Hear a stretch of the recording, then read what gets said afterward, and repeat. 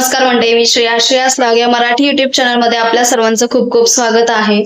तर आज दिवाळीचा तिसरा दिवस म्हणजेच नरक चतुर्दशी म्हणजेच छोटी दिवाळी असं म्हटलं जातं. तर मग ती आज आहे आणि सकाळपासूनच आज खरंच खूप बिझी दिवस गेला. आता दुपारचे 1:45 वाजतायत.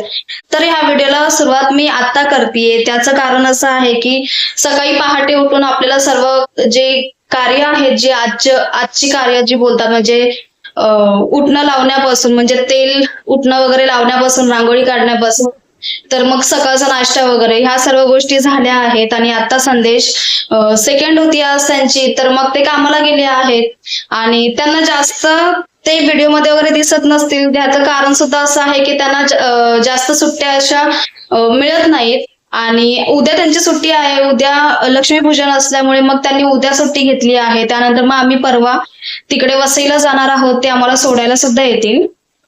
तर मग आज हे सर्व मी जास्त मोठा हा व्हिडिओ मला वाटत नाही असं होईल असं, पण छोटा व्हिडिओ होणार आहे. पण मी आजच्या ज्या सर्व गोष्टी आहेत त्या सर्व मी तुमच्यासोबत नक्की शेअर करणार आहे की नरक चतुर्दशीला काय काय केलं जातं किंवा त्याची जी माहिती म्हणजे नरक चतुर्दशी ही छोटी दिवाळी का साजरी केली जाते, तर मग ते सर्व मी सांगितलेलं आहे ह्या व्हिडिओमध्ये. तर मग आय होप की तुम्ही हा व्हिडिओ एन्जॉय करतील आणि तुम्हाला ही माहिती जी मी सांगितलेली आहे ती माहिती तुम्हाला ऐकायला नक्की आवडेल. आम्ही जास्त लाइटिंग किंवा हार वगैरे असं केलं नाही. हे सर्व दरवाजाचे जे हार वगैरे आहेत, सेफ्टी डोर असल्यामुळे त्याला तोरण वगैरे बाहेरच्या साईडने लावता येत नाही, पण दोन साईडला दोन असे हार ते सर्व उद्या लावणार आहे. तोपर्यंत असं बाहेरच्या साईडला तिथे कंदील लावून घेतलेला आहे आणि एक अशी लाइटिंग पूर्ण व्यवस्थित अशी सोडलेली आहे. तर ते कंदील सुद्धा त्यांनी लावलं काल आणि त्यानंतर मग लाइटिंगची वगैरे त्याला मी ऑलरेडी फक्त क्लिपच लावून ठेवलेले होते. त्याला आज स्टेप वगैरे लावून मग ती व्यवस्थित लावून घेतलेली आहे. बाकी सगळी तयारी झाली आहे. फराळ वगैरे आम्ही घेऊन आलो आहोत. त्यानंतर मग अजून सुद्धा आता उद्या काही वस्तू आहेत ज्या घरामध्ये आणायच्या असतात नवीन, त्याची पूजा केली जाते. गाडीपासून तुमच्या घरातल्या किचन मधल्या गोष्टींपर्यंतच्या सगळ्या गोष्टी आणल्या जातात. तर मग काही गोष्टी आहेत ज्या मी तुमच्यासोबत उद्या नक्की शेअर करणार आहे. ते सर्व ते नक्की तो व्हिडिओ बघा तुम्ही. तर मग आता आपण ह्या व्हिडिओला सुरुवात करूया. तर आजचा माझा असा लुक आहे की मी कॉटनचं जे आहे ते टी शर्ट मी घातलेला आहे, त्यानंतर जीन्स मी घातलेली आहे. तर मग आजचा माझा असा लुक आहे. कारण याचं कारण पण असं आहे की उद्या सुद्धा साडी घालायची आहे. आज पूजा किंवा असं काही करायचं नाही एवढं मोठं असं, त्यासाठी मग म्हटलं जीन्स आणि टी शर्ट वगैरे घालूया. आणि उद्या तशी सुद्धा पूजा करणार आहे, लक्ष्मी पूजा. काही जण आज संध्याकाळपासून करतात पूजा, पण मग काही आमच्याकडे असं आहे लक्ष्मीपूजनची पूजा मग ती उद्याच केली जाते. म्हणजे ज्या दिवशी लक्ष्मीपूजन असतं त्या दिवशी केली जाते. तर मग उद्या साडी वगैरे घालावी लागणारच आहे. आणि संदेश आज घरी नाहीये, त्यांना उद्या सुट्टी असणार आहे. तर मग त्यासाठी म्हटलं साडी घालून मग बाकीची मला कामं करायला पॉसिबल होणार नाही आणि मला ते साडीमध्ये मला कामं करायला नाही जमत. तर मग त्यासाठी म्हटलं की साडीमध्येच माझा पूर्ण दिवस निघून जाईल. त्याऐवजी मग म्हटलं मी पटकन टी शर्ट वगैरे घालून मग मी मस्तपैकी असा व्हिडिओ करते आणि मग त्यानंतर बाकीची राहिलेली मग मी कामं पूर्ण करून घेते. तर मग हा तुम्हाला आजचा मी लुक दाखवते की मला टी शर्ट आणि जीन्स कशी वाटते.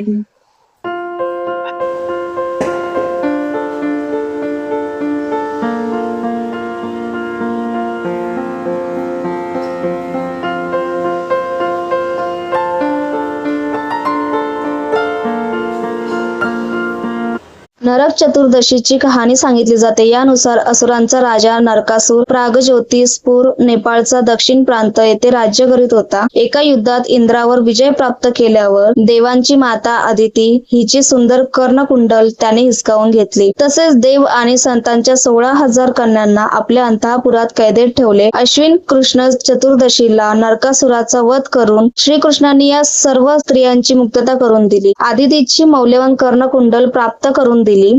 त्यानंतर या महिलांनी सुगंधी तेलाने मर्दन करून स्नान करून स्वतःला शुचिर्भूत करून घेतले. म्हणून प्रातस्नानाची ही परंपरा वाईट प्रवृत्तीवर दिव्यतेच्या विजयाचे प्रतीक मानले जाते. त्या मुलींना समाजात प्रतिष्ठा प्राप्त करून देण्यासाठी भगवान कृष्णाने त्यांच्याशी विवाह केल्याचे जाहीर केले. त्यामुळे या 16 सहस्र मुलींना समाजात प्रतिष्ठा प्राप्त झाली. भगवान श्रीकृष्णाने त्यांच्या उदरनिर्वाहाची सोय केली. या दिवशी शुभ संकल्प करण्याची रीत आहे. नरकासुराने मृत्यूपूर्वी श्रीकृष्णाकडे एक वर मागितला की या तिथीला पहाटे जो मंगल स्नान करेल त्याला नरकाची पीडा होऊ नये, म्हणून नरक चतुर्दशीला पहाटे अभ्यंग स्नान करणे महत्वाचे मानले जाते. अभ्यंग स्नानाच्या आधी तुळशीजवळ कारीट फोडून त्याची थोडीशी चव घेतली जाते आणि त्याची बी कपाळाला लावून मग स्नान केले जाते. त्यानंतर जो आपण फराळ केलेला आहे त्याचा आस्वाद घेतला जातो. त्यानंतर संध्याकाळी लक्ष्मीपूजेची तयारी केली जाते. तर कशी वाटली तुम्हाला ही नरक चतुर्थीची थोडीशी आणि छोटीशी मस्तपैकी अशी माहिती?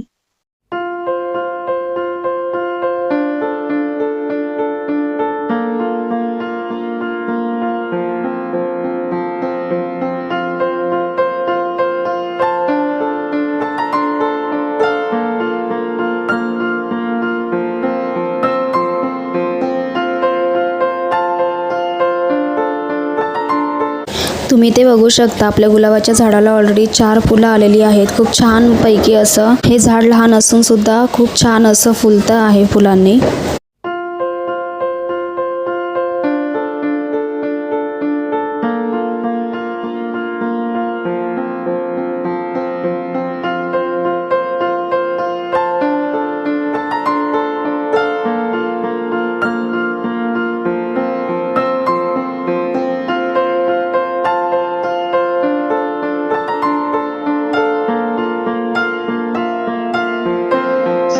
तर हॉल मधले तुम्ही सर्व झाडं बघितलीच असतील की मी सर्व काही झाडं जी आहेत जी एकदम वाढलेली होती आणि हा ऋतू चेंज होत असल्यामुळे बदलत असल्यामुळे वातावरण हे, तर मग काही जी पानं आहेत झाडांची ती सुकत चाललेली होती.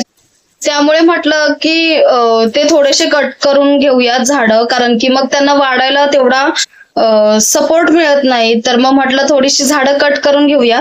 तर मग हॉल मधली सर्व माझी झालेली आहेत. कट करायच्या आधी मी त्यांना पाणी घातलेलं होतं. त्यानंतर ती वरची जेवढी सुकलेली झाडं होती तेवढी मी कट करून घेतलेली आहे. गुलाबाचं चांगलं वाढतंय झाड, त्यामुळे मग ते कट करावं लागलं नाही. तुळशीची जी आहेत ती छोटी छोटी पानं असल्यामुळे मग ती लवकर सुकली जातात जास्त उन्हामुळे. तर मग ती थोडीशी कट करून घेतलेली आहेत आणि राहिली फक्त ही बेडरूमची 2 झाडं. तर मग हे झाड कट केलेलं आहे ऑलरेडी मी, आणि फक्त ते एक बाकी आहे. आणि ऑलरेडी बघा इथे सर्व ती पानं मी ठेवलेली आहेत जी मी कट केलेली होती ती, कारण की हे भरपूर असं वाढत चाललेलं आणि थोडी एका साईडला असं त्याला मी बांधून सुद्धा ठेवलेलं आहे, कारण की ते पूर्ण एक बाल्कनीमध्ये पूर्ण असं पसरलेलं होतं. तर त्यासाठी थोडंसं ते बांधून ठेवलेलं आहे. आणि नंतर मग बाकी ते व्यवस्थित आहे झाड, आणि वरती एकदम असं उंच झालेलं आहे तुळशीचं झाड. आणि ते जे खूप अगोदरचं जे झाड होतं त्याला थोडीशी मला असं वाटायला लागलं की एकदम छोटे छोटे असे कीड लागायला लागलेली. तर मग त्यासाठी आता मी पाणी घातलेलं आहे थोडं, आणि मग मी त्याला खत आणि थोडंसं खत घालून पानांना वगैरे त्याच्या स्प्रे करून घेणार आहे. आणि ते ऑलरेडी मी कट करून झालेली आहेत ही झाडं. तर थोडंसं मला ते अजून थोडं कट करायचं आहे, म्हणजे ज्या फांद्या जास्त वाढलेल्या असतील तर मग त्या फांद्या मी कट करून घेणार आहे आणि त्याला स्प्रे करणार आहे आता खत घालून त्यामध्ये. आणि जे गेल्या वेळेस मी ह्या 4ही तुळशीच्या ज्या मंजुळा ज्या काढल्या होत्या त्या मंजुळा माझ्या बघा एवढ्या आहेत, जे मी सुकायला ठेवलेल्या होत्या, आणि त्या व्यवस्थित खूप छान अशा सुकलेल्या आहेत. खूप अशा मंजुळा येतात त्याला, त्यामुळे मग ती जी ताकद असते तुळशीला वाढण्यामध्ये तर मग ती राहत नाही आणि ती खूप वीक अशी होऊन जाते तुळस. त्यासाठी जास्त मंजुळा ठेवायच्या नसतात तुळशीवरती. तर मग मी नाही म्हटलं तरी पण त्याला 5 ते 6 वेळा मी मंजुळा काढलेल्या आहेत सर्व तुळशींच्या. पण मी ते सुकवते आणि पुन्हा त्या मातीमध्ये ते रुजायला टाकते आणि त्याची नवीन पुन्हा झाडं पुन्हा वाढून येतात. तर अशा प्रकारे तुम्ही तुळशीच्या मंजुळा काढून ते सुकवू शकता आणि पूर्ण करकरीत अशा सुकल्यानंतर मग ते पुन्हा मातीत टाका, त्याची नवीन झाडं रुजून येतात. त्यानंतर आता फक्त इथली जी झाडं मी आहे ती कट करून झालेली आहेत ही, आणि ह्याला फक्त मी स्प्रे करणार आहे कारण की खूप गरम असं होतंय आणि बाहेर ऊन सुद्धा खूप असल्यामुळे झाडं जळून जातात. आणि आपण समजू शकतो कारण की आपण पाण्याशिवाय राहू शकत नाही, पण तरी सुद्धा आपण दिवसातून कितीतरी वेळा पाणी पितो. तर मग आपण झाडांना फक्त एकदा पाणी देणार सकाळचं, आणि त्यानंतर ती दिवसभर नाही सर्व्हाइव्ह करू शकत त्यामध्ये. तर मग त्यासाठी मग त्यांना अशा गरमीच्या टाइमला, म्हणजे आता विंटर आहे तरी ठीक आहे, पण गरमच एवढं होतंय पाऊस गेल्याच्या नंतर की असं वाटतंय की 6 महिन्याचा हा पावसाळा गेला आणि 6 महिन्याची आता गरमी चालू झालेली आहे. तर मग त्यासाठी तुम्ही एवढं गरमीच्या ह्याच्यामध्ये जर तुम्ही पाण्याशिवाय राहू शकत नाही, तर ती झाडं आहेत ती सुद्धा जीवच आहेत. तर मग त्यासाठी तुम्ही त्यांना दिवसातून निदान 2 ते 3 वेळा तरी पाणी थोडं थोडं घालण्याचा प्रयत्न करा, आणि त्यांची जी पानं असतात त्या पानांना सुद्धा पाण्याचा स्प्रे करा, जेणेकरून ती टवटवीत आणि व्यवस्थित राहतील अशी. आणि बाकी इकडची मी पूर्ण कट करून घेतलेली आहेत ही झाडं, ही सर्व कट करून झालेली आहेत. फक्त गुलाबाच्या झाडाला मी हात लावलेला नाहीये, त्याला आता 4 फुलं आलेली आहेत, अजून सुद्धा 2 कळ्या त्याच्या बाकी आहेत यायच्या, आणि 2 होती ती मी गेल्या वेळेस एकदा पूजेसाठी म्हणून मी तोडलेली होती, कट केलेली होती फुलं. आणि मोगऱ्याच्या झाडाला सुद्धा 1 फुल आलेलं आहे, जे मी तुम्हाला सांगितलेलं आहे व्हिडिओमध्ये. आता बाकीची सर्व कामं झालेली आहेत, फक्त किचनचं फक्त मला आवरायचं बाकी राहिलेलं आहे. तर मग मी आता ते आवरून घेते, त्यानंतर मग संध्याकाळी आपल्याला आज सुद्धा यमदीपदान जे करतात ते करायचं आहे. आणि त्याला मी जे केलेलं होतं ते फक्त एका साईडने केलेलं होतं. हे जे आजचं जे करायचं आहे ते मेन डोरला ठेवायला लागतं. तर मग ते दोन्ही साईड, आता संदेश कामावरती गेले आहेत, तर मग ते आल्याच्या नंतर मग मी ते रात्री ठेवणार आहे. आणि हे जे यमदीपदान जे दोन्ही साईडला दरवाजाला ठेवतात ते 4ही बाजूला ठेवतात, म्हणजे जे गव्हाच्या पिठाचे आपण करतो ते 4ही साईडला त्याचे टोक असतात दिवे लावण्यासाठी, आणि 4 वाती आपल्याला एका दिव्यामध्ये लावावी लागतात. तर मग मी ते करणार आहे, ते सुद्धा मी तुमच्यासोबत नक्की शेअर करेन.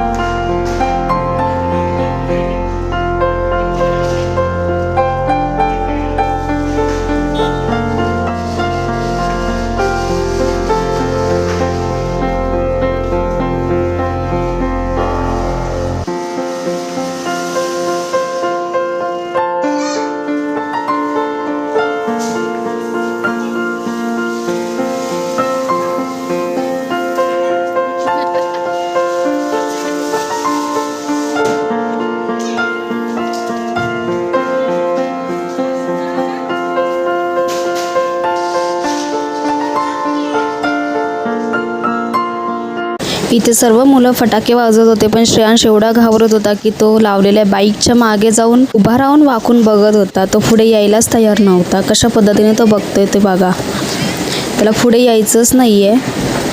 आणि तिथे सर्वजण खेचून घेऊन येत होते त्याला बाहेर सारखं. खरंच एवढे फटाके, हिशोबाच्या बाहेर फटाके लावले. खरंच खूप मजा आली ह्या दिवाळीमध्ये. मी तुम्हाला सांगितलं होतं आपल्याला कणकेचे दिवे लावायचे आहे, तर ते अशा पद्धतीने तुम्ही दिवे लावू शकता दरवाजाच्या बाहेर मेन डोरला.